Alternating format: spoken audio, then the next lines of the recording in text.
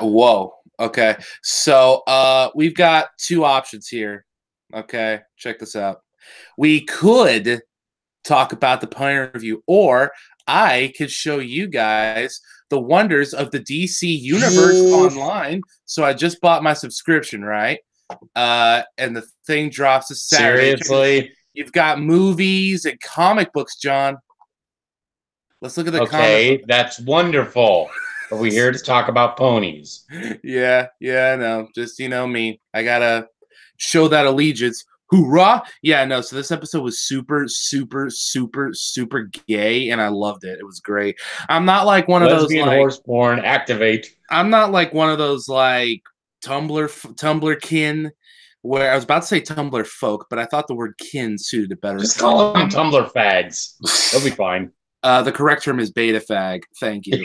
and I'm not like one of them Tumblr kin where I'm just like gay all the things, I mean, trust me, I get involved in my little shipping wars just like anyone else. But here's the thing. I like to think that most of the things I ship have some form of plausible context. And if you're telling me that Star Trek doesn't have the most plausible context since Raridash, Glimtrex. Boy. Still the most awesome ship name. And my God. Yeah, so they bickered like a fucking married couple. I'm sorry. Oh, yeah, it was great. It was like watching my parents, except without the slow creeping in of depression and without the awkward silences after one of them starts yelling too loud. So the episode starts off with so Trixie's doing one of her magic-y shows, right? And while she's doing one of those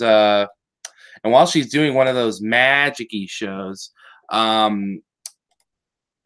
she's so it goes good. And Princess Cadance, I deadass almost called her Cupcake for some reason. Princess well, she Cadance, is the Princess of Love. I'm sure she'd be into that kind of shit. So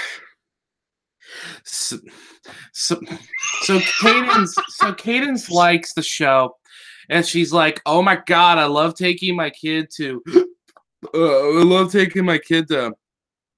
social events and fun gatherings." And then I realized, oh my God, Cadance is like taking her kid to something cool. We've had the episode where they dump the child responsibility on someone else, and now we're at the part where she's taking the kid out in public. I'm just saying, I'm watching Cadance's kid grow up, and it's just making me feel old.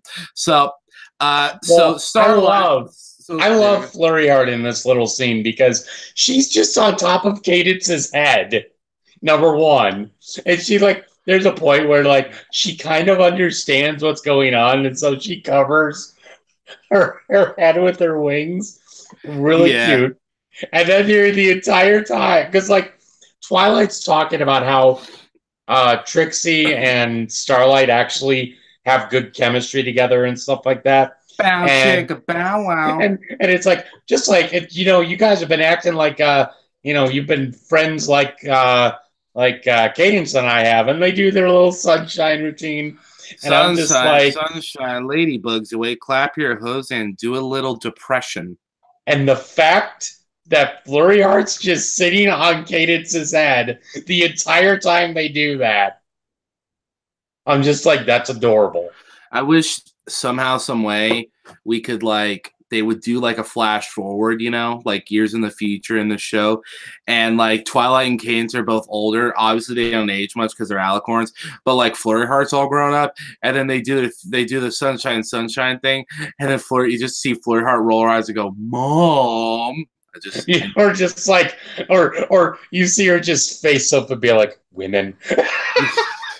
Yeah, voiced by Nikita Fuderman. So I would rather it be voiced by Zoe Saldana, honestly. Yeah, dude, Zoe Saldana voices the best creatures. Oh yeah, creature. I mean, she's the fucking bird from the movie. Yeah, she's Gamora in Guardians of the Galaxy. She was that extra who smacked Johnny Depp in the first Pirates movie, She was the blue alien person thing I forgot the name of in the first in Avatar. Mm-hmm. Which apparently James Cameron's been working on the sequel for the last 10 years. I don't Mm-hmm. know. I mean, I kind of get why the first one took a really long time because he was sort of working on it after Titanic, and he was like writing the whole language out for the aliens. Okay, that makes sense. But bruh, how does it take you 10 years to write a sequel? Whatever. So And they already have like Avatar 8 going into 2027 or something. you know, it's funny. I was about to say, how does it take 10 years to produce a sequel? But then I remembered I'm a Kingdom Hearts fan. I mean, there technically were two sequels that Half-Life happened. 3 confirmed. Hey, man, Half-Life's the only one left, man. We got Duke Nukem Forever. We're getting Kingdom Hearts 3. Half-Life's like the last. Oh, and we're getting Beyond Good and Evil 2. Literally, and I guess Psychonauts 2. Literally, Half-Life 3 is like the last holdout from the last 20 years of games that should have been out like 10 years ago. Well, Kingdom Hearts had a good reason, but whatever. So the episode starts out, and Trixie is approached by this bro, the Saddle Arabian bro, and he's like, "Yo, dude, I really dug your show." And that's a say that, bro, that's a sweet wagon. It's never really said why he wants the wagon, but he's like, "Dude, I will totes trade you my super cush big holy crap wagon for your small little rinky dink wagon." And then Trixie's immediately, she's just like, "What, are you gonna make meth out of it?" He's like, "Yeah, no." So he's like, "Hey," he's just like, so yes. Now say my name. now here's a funny Saddle thing about Arabian. You're goddamn right. Now here's a funny thing about meth. No, I'm kidding. So so he's like, "Yo, dude, you're like really cool. Do you totes want to like come out to my homeboys in Saddle Arabia, Ponytown, and do your shtick for him?" And Trixie's like, "Am I gonna get paid?" "Yeah, hell yeah, dude, let's go." So Yep. she's packing up, ready to go. Starlight's like, "Dude, this is sick. Can I go with you?" Trixie's like, "Yeah, sure. I mean, realistically, I don't think I could carry a whole episode myself, and you know, if you go with me, you'll make Derpy Boo happy for a couple days. So yeah, why not? Let's party." Let me just say, I love that when Trixie asks her, they're in the room that Starlight has in the school for being the guy at the counseling room. Oh yeah, yeah.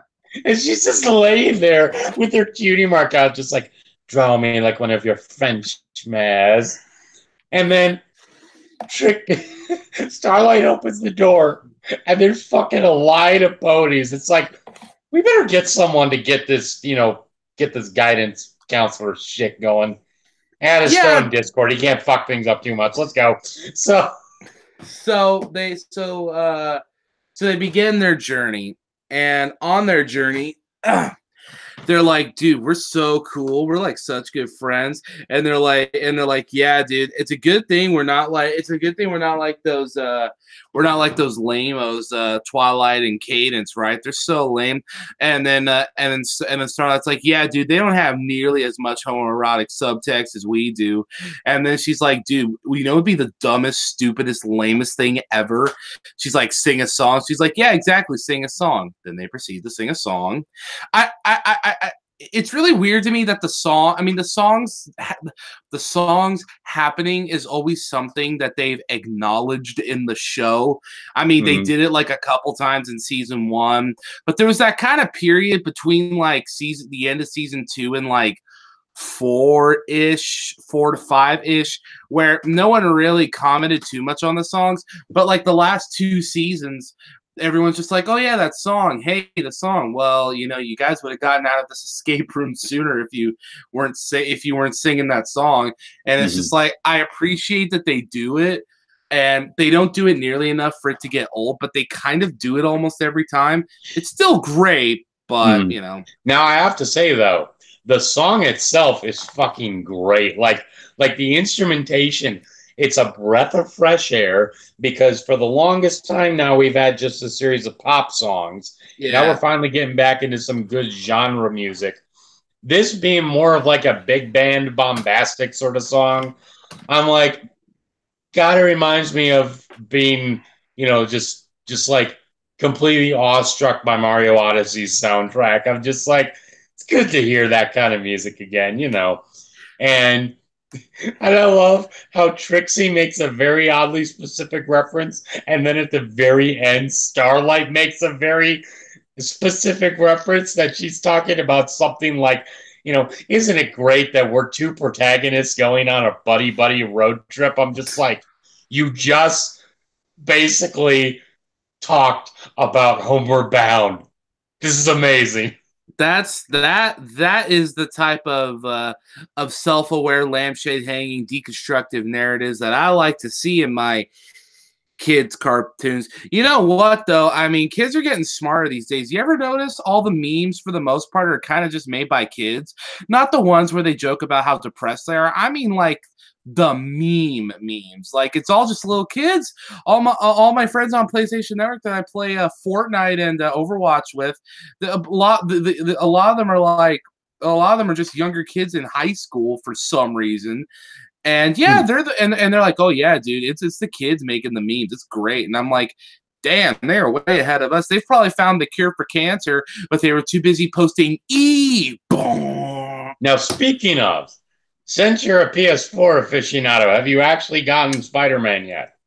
No, dude, I don't have the time. I don't have the money. I don't have the time this week because my band's doing a show over in Los Angeles on Friday. Saturday, I'll be sleeping it off, and then Sunday's a pay-per-view. And then I finally got off my ass and got Detroit Become Human after it came out 18 moons ago, and I want to do it for the Let's Play channel, but I barely have time to record. So, well, I'll tell you this. It's a PS4 exclusive. You better get on it.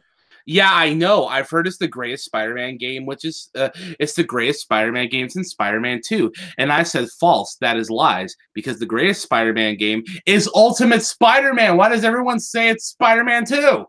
But now, I like Ultimate Spider-Man. And my favorite Spider-Man game, I'm going back to the fucking ancient PS1 with the Spider-Man game on that. Yeah, that game was great. We had Stan Lee as the narrator. Yeah. Spidey fans. Looks like Scorpions getting to J. Jonah Jameson. Spider-Man better get there quickly, or JJJ may be at the obituaries of his own paper. Yeah, dude. That game was great. You had a good cast of villains. The boss fights were fun. The levels were rad, and it was good. And the collectibles were bad ace. Anyway, and you have the entire third of the game being dedicated to Venom. Yes. Yeah, but we should get back on the podium. Carnage. I mean, I'm down to just talk about how dope Carnage is if you got the time. I smell bad, symbiote, and it ain't me. I smell bad, symbiote. We are Venom. Dude, Venom looks so the movie looks so lit. Dude, oh my gosh. I mean, I'm going to just like lungs, pancreas, so many goods. Just like, oh gosh. I mean, trust me, dude, I stick to my DC guns, but really quick thing, and then we'll jump back to the ponies. I came to a realization a couple months ago. I think I told you about this. All my favorite Marvel stuff is none of the stuff, coincidentally, that's at the forefront of the MCU. Guardians of the Galaxy doesn't count because the Guardians of the Galaxy, the MCU made that for me. But my favorite stuff is the Punisher and Hell's Kitchen stuff. That's the Netflix bros. I also was really into the X-Men growing up, but they're their own thing.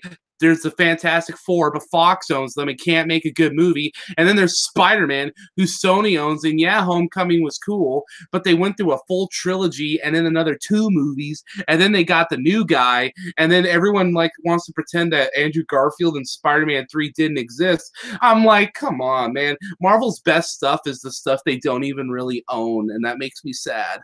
Mm-hmm. But so back to the ponies. The song ends. And see, you don't even need to read the plot synopsis to tell where this is going to go because this is Starlight and Trixie. For some reason, the writers are really hell bent on showing the ups and downs of I don't want to say realistic because it's still a cartoon, but the realistic ups and downs of two socially inept people, being friends and stuff. They are really hell bent on portraying it so like as painstakingly true as possible with these two, like the living conditions, because it's too small. So, and Starlight snores, Trixie talks in her sleep. I mean, even before that, they're at the market because Trixie needs something, and there's just all this back and forth, back and forth. I mean, yeah, people on road trips bicker, that's one thing, but these two are just like my way or the highway. And then the next morning, Starlight eats the last hay cake out of spite, and then Trixie drinks the last thing of Juice for Revenge, and all I can hear is just like all the dialogue from like Metal Gear 5, because that game was about revenge, and I'm just hearing in my head Trixie's thinking, "Why are we still here? Just to suffer?" And that Sal Arabian dude is showing up. Hey, dude, offer about the wagon's still open. You know it. You know you want it. It's like that Pitbull song. You know you want me. I know you need me, or however that shit goes. So they. Oh God! Now you got me thinking about blurred lines against Trixie. Oh. So they do their show. Damn it! So they're doing their show, and they're just being so passive aggressive and rude. The show's so bad. The Saddle Arabian bro literally says, "I promise they were way better the other day." And so after a fight, Trixie sleeps out in the woods because she's like, "You want all the space in the wagon? You can have it, boy." And then she wakes up in the morning, finds the wagon's gone, and then Starlight reveals that she sold it. Now, Trixie's reaction here was great because I thought she was completely justified in being pissed off that she was like her tears, like she's crying, tears are welling up. It's good writing. I feel one criticism I have is that I feel like maybe the episode didn't really capitalize on that too much, and I get it because they had to show both equally in the episode. But Trixie's been around longer and she's had way fewer episodes around her. So I feel like she actually could have used the development more than Starlight. And yeah, if they didn't, it would have made Starlight coming back seem kind of out of nowhere rush. But all that happens is Starlight runs into two ponies their thing broke down while they were singing. And then this is what I was talking about when they have when they reference a song. They're like, "Oh, your guys' song really inspired us to be better people." And then Starlight remembers, "Oh, wait. Oh, damn it, Trixie," and then runs after Trixie. And I love when it gets back to when Trixie when Starlight comes back. Trixie is talking to the Saddle Arabian pony. She just fucking lays in front of the cart and is like, "In order to get past me, you're gonna have to fucking run me over." So I'm acting like the fucking Joker in the middle of the Dark Knight and just being like, "Come on, hit me, hit me!" But then he's all just like, "You're just being really exploitative here," and Trixie's just like, "It's a bit more nuanced than that." I'm just like, "Damn, you break it out the vocabulary, like holy shit." But Trixie or Starlight comes back, and they decide to perform the worst fucking secret friendship chant. They're just baking it up as they go. I'm just like, oh my gosh, this is those kids, like those bullies in like high school that they're just like, "You guys aren't really like that." And then you try and just embarrass the shit out of yourself to try and prove a point, when in all reality, proving the point is even worse than just walking away. You know what I mean? Yeah. So just like that's pretty dope. But then the Saturday pony even catches on to that. He's just like, "That was the worst thing I've ever seen in my life. You guys do not have good rhythm. I wish you the best of luck, and may God have mercy on your souls." But he's like, "You know what? this actually proves that you guys are actually good friends. Because why would you guys make such fools of yourselves? But I'm just like, damn. Yeah, dude. I don't know what it is about Trixie and Starlight. They just continually had the best lessons. This episode was literally, look, bro, you're gonna bicker and have differences. There's no way about it. But if you're willing to look like a complete retard for your other homeboy's sake, then you know what? That's something pretty special right there. And I'm like, dude, yes, marry each other. God dang it, marry each other. Wife her now. Yeah, Question is, which one's going to be the wife and which one's going to be the husband? Actually, no, like Trixie would be the wife because Starlight definitely has the pants in the relationship. Just saying. I don't know if she has the pants. I think she's just like she's the more like mentally damaged, but she's also like, I was about to say she's the most emotionally mature, but I mean, is she? So there's one more thing I want to point out, one more line that I love before we get to, the ending scores. I love that when